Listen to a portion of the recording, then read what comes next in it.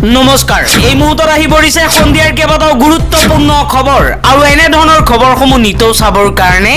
চেনেলটো সাবস্ক্ৰাইব কৰি ভিডিঅ'টোত এটা লাইক কৰি দিব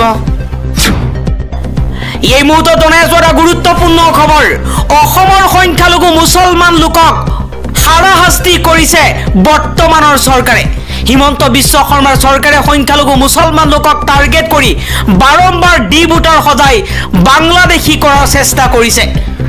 অসমৰ সংখ্যালঘু মুছলমান জাবৰ নহয়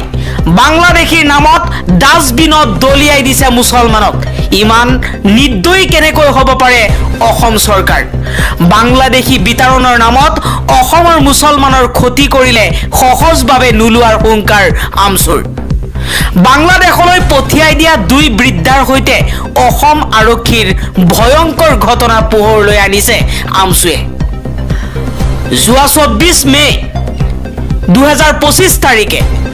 60 বছৰ উৰ্ধৰ স্বদেশী খুনাবানু আৰু হাজেৰা খাতুন বৃদ্ধা দুগৰাকী চৰকাৰে বিদেশী সজাই বাংলাদেশ সীমান্ত পাৰ কৰি দিছিল কিন্তু আজি পুনৰ ৰাতি 10 বজাত গোৱালপাৰা জিলাৰ বলবলা ৰাষ্ট্ৰীয় ঘাইপথত ভাৰতীয় হিচাপে পেলাই থৈ যায় আমচুৰ সভাপতি ৰেজল কৰিম চৰকাৰে অসমবাসীৰ ওচৰত চৰকাৰে কৰা বৰ্বৰ নিৰ্যাতনৰ নাটকখন দাঙি ধৰিছে এবাৰ বিদেশী সজাই বাংলাদেশ সীমান্তত এৰি দিয়ে আৰু তাৰ পাছত তেওঁলোক ভাৰতীয় বুলি জানি বুজি পুনৰবাৰ বাংলাদেশৰ পৰা আনি ভাৰতৰ সীমান্তত পেলাই দিয়া হয় এনেকৈ চলাইছে হিমন্ত বিশ্ব শৰ্মাই অসমখন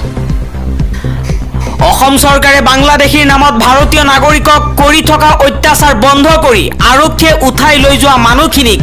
ৰাস্তাত পেলাই নিদি নিজৰ ঘৰত থৈ অহাৰ দাবী জনাইছে ৰেজাউল কৰিম চৰকাৰে পৰৱৰ্তী খবৰ হিন্দুসকলে 5টাকৈ সন্তান জন্ম দিব লাগে এবাৰ হিন্দুসকলক এই পৰামৰ্শ দিছে বিধানসভাৰ অধ্যক্ষ বিশ্বজিৎ দৈমাৰীয়ে কৈছে হিন্দুসকলে 5টাকৈ সন্তান জন্ম দিব লাগে 4 পৰা 5টাকৈ সন্তান জন্ম দিয়া সকলক পুৰস্কাৰ দিব লাগে দিনক দিনে হিন্দুৰ সংখ্যা কমি গৈ আছে বুলি মন্তব্য কৰিছে অধ্যক্ষ বিশ্বজিৎ দৈমাৰীয়ে পৰৱৰ্তী খবৰ পেহেলগাম সন্ত্ৰাসবাদীৰ আক্ৰমণত নিহতৰ আত্মীয়ক অসম চৰকাৰে সাহায্য আগবঢ়াইছে পেহেলগামৰ বাহিন্দা সৈয়দ আদিল হুছেইন শাহৰ পৰিয়ালক দিলে 5 লাখ টকাৰ আৰ্থিক সাহায্য অসম চৰকাৰৰ হৈ 5 লাখ টকাৰ চেক আগবঢ়ালে মন্ত্ৰী অতুল বৰাই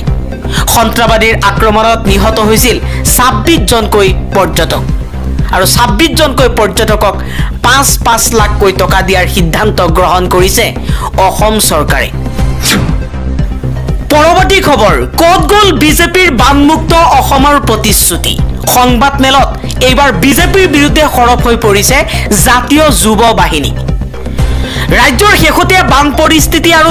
নদী বান সন্দৰ্ভত সৰব হৈ সংবাদ মেল সম্বোধন কৰিছে জাতীয় যুৱ বাহিনীয়ে সংবাদ মেল সম্বোধন কৰি জাতীয় যুৱ বাহিনীৰ সাধাৰণ সম্পাদক নৱদীপ বৰপাত্ৰ গোহাঁয়ে কৈছে যে গুৱাহাটীৰ কৃত্ৰিম বানকে ধৰি ৰাজ্যৰ বিভিন্ন প্ৰান্তত এতিয়া প্ৰলয়কাৰী বানৰ তাণ্ডৱ চলিছে কিন্তু বান নিয়ন্ত্ৰণত সম্পূৰ্ণৰূপে ব্যৰ্থ হৈছে কেন্দ্ৰীয় চৰকাৰ আৰু ৰাজ্য চৰকাৰ বিজেপিৰ বানমুক্ত অসমৰ প্ৰতিশ্ৰুতি কেৱল প্ৰতিশ্ৰুতি হৈয়ে থাকিল তাৰ ফল অসমৰ ৰাইজে ভুগিছে প্ৰতি বছৰেই ৰাজ্যৰ লাখ লাখ মানুহ বানৰ কবলত পৰে কিন্তু আজিলৈকে এই বানৰ সমস্যা কোনো চৰকাৰী সমাধান কৰিব নোৱাৰিল কৃত্ৰিম বানত জুৰুলা গুৱাহাটী মহানগৰত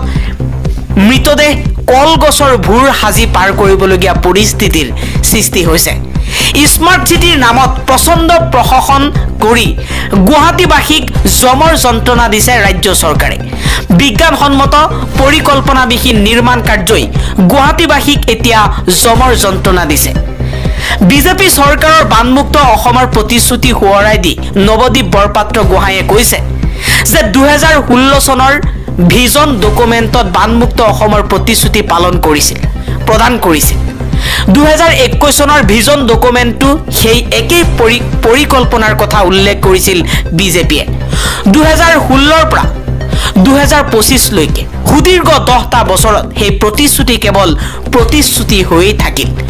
বিজেপি দলে সেই প্ৰতিশ্ৰুতিৰ কথা পাহৰি এতিয়া নদী বানপানীৰ নাম নতুনকৈ ফ্লাড জেহাদৰ ফালে ঠেলি দিছে। নিজৰ ব্যৰ্থতা ঢাকিবলৈ জনপ্ৰতিনিধি তথা খুদ মুখ্যমন্ত্ৰী হিমন্ত বিশ্ব শৰ্মাৰ মুখৰ পৰা ওলোৱা এনে তুলুঙা কথাই এতিয়া স্বাভাৱিকতেই অসন্তুষ্ট কৰি তুলিছে মহানগৰবাসী ৰাইজক। বান পৰিদৰ্শন কৰিবলৈ গৈ গুৱাহাটীৰ সাংসদ ৰাইজৰ ৰোষত পৰাটোৱেই তাৰ জ্বলন্ত উদাহৰণ। পৰৱৰ্তী খবৰ, ইজৰাইলী টেংকৰ টোপ চালনা। গাজাত মৃত্যু 26 জনকৈ নিৰীহ লোক। গাজাত পুনৰ গোলাবৰ্ষণ কৰিছে ইজৰাইলী সেনাই। টেংকেৰে নিক্ষেপ কৰা টোপ বৰ্ষণত দক্ষিণ গাজাৰ ৰাফাহ অঞ্চলত 26 জনকৈ নিৰীহ লোকৰ লগতে 150 জন লোক আহত হৈছে। আমেৰিকাৰ পুঁজিৰে নিৰ্মাণ সাহায্য সামগ্ৰী বিতৰণ কেন্দ্ৰৰ ওচৰত সংঘটিত হৈছে এই ঘটনা। ৰাফাহৰ স্থানীয় সাংবাদিক মোহাম্মদ গৰিবে জনোৱা মতে আমেৰিকাই প্ৰেৰণ কৰা মানৱীয় সাহায্য বিতৰণ কেন্দ্ৰৰ ওচৰতেই হাজাৰ হাজাৰ পেলেষ্টাইনী লোক সমবেত হৈছিল। তাৰ পিছত ইজৰাইলৰ টেংকে সেই ঠাইলৈ লক্ষ্য কৰি গোলাবৰ্ষণ কৰিছিল। স্থানীয় সাংবাদিক আৰু কৰ্মীসকলে এই আক্ৰমণৰ দৃশ্য সামাজিক মাধ্যমত শ্বেয়াৰ কৰিছে। এই আক্ৰমণৰ পিছত বহু আহত আৰু মৃত লোকক গাদৰ গাড়ীৰে আল মাৰাচি অঞ্চলৰ ৰেড ক্ৰছ ফিল্ড হাস্পাতাললৈ লৈ যোৱা হয়। মোহাম্মদ গৰিবে কৈছে, স্থানীয় সময় অনুসৰি পুৱা 4:30 গাজা মানৱীয় ফাউণ্ডেশ্যনৰ দ্বাৰা পৰিচালিত এটা সাহায্য কেন্দ্ৰৰ সমীপত আল আলম চৌহদৰ ওচৰত মানুহ গোট খাইছিল আৰু ইজৰাইলী টেংক আহি গুলীচালনা কৰিছিল। তেওঁ লগতে কৈছে, মৃত আৰু আহতসকল বহু সময়লৈকে মাটিত পৰি আছিল। অঞ্চলটো ইজৰাইলৰ নিয়ন্ত্ৰণত থকাৰ বাবে উদ্ধাৰকাৰী দল সেই অঞ্চলত উপস্থিত হ'ব পৰা নাছিল। ইয়াৰ ফলত সাধাৰণ ৰাইজে গাদৰ গাড়ী ব্যৱহাৰ কৰি আহতসকলক ফিল্ড হাস্পাতাললৈ লৈ যাবলৈ বাধ্য হয়। ৰেড ক্ৰছৰ ফিল্ড হাস্পাতাললৈ লৈ যোৱা হয় আৰু হাস্পাতালে নিশ্চিত কৰিছে যে এই আক্ৰমণত এতিয়ালৈকে 26 জনকৈ নিহত হোৱাৰ লগতে 150 জনতকৈও অধিক লোক আহত হৈছে। আন এটা খবৰ, আন্তৰ্জাতিক মঞ্চত উজলিল অসমৰ বিনীতা চেত্ৰী। ব্ৰিটেইন গট টেলেণ্টত 3য় স্থান লাভ কৰিলে অসম কন্যাই।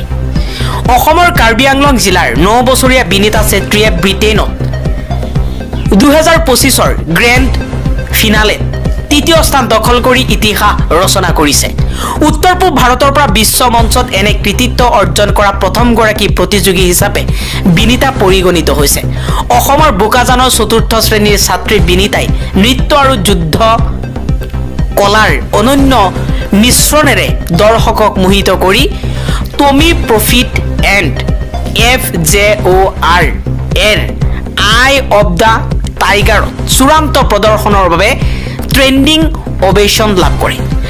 ব্ৰিটিছ যাদুকৰ হেৰি মল্লিঙে এই প্ৰতিযোগিতাত জয়লাভ কৰে। LED নৃত্যগোট দ্য ব্লেক আউটছ 2য় স্থান দখল কৰে। যদিও বিনীতাৰ আন্তঃৰাষ্ট্ৰীয় খ্যাতিৰ যাত্ৰাই লাখ লাখ লোকক অনুপ্ৰাণিত কৰিছে।